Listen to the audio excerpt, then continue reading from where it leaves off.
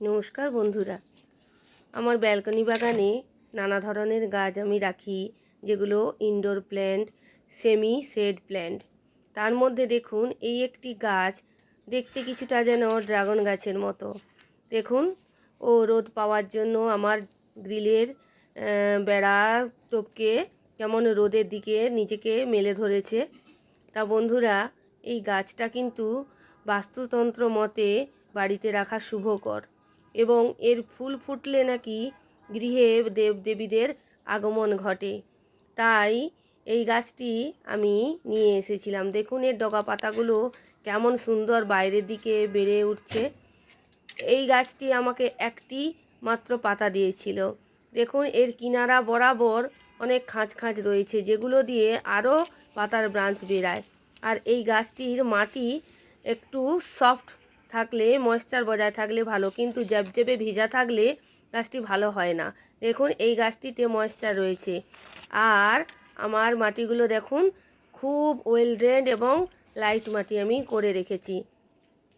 এই গাছটির গোড়ায় আমি চা পাতা কিছুটা দিয়েছিলাম যাতে গাছটি ভালো হয় এবং এই বৎসর যাতে জুলাই আগস্ট মাসের দিকে এই ফুল ফোটে, সেই জন্য একে এখন থেকে আমি পরিচর্যা করে যাচ্ছি। ও এখনও পর্যন্ত বলা হয়নি যে গাছটি কী।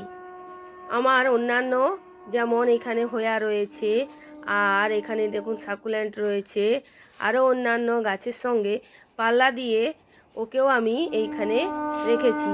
যেহেতু একটা বাস্তুতন্ত্রের গুরুত্ব রয়েছে আর এটিকে একটু ভালো জায়গায় রাখতে হয়, তাই আমি এই জায়গাটাকে বেছে নিয়েছি। এখনও তো বলা হলো না যে কি গাছ। বন্ধুরা, একটু জল দিয়ে দিয়েছি যাতে ওর আর দিন সাতেক জল না দিতে হয়। এটি হলো আমাদের ব্রহ্মকমল গাছ।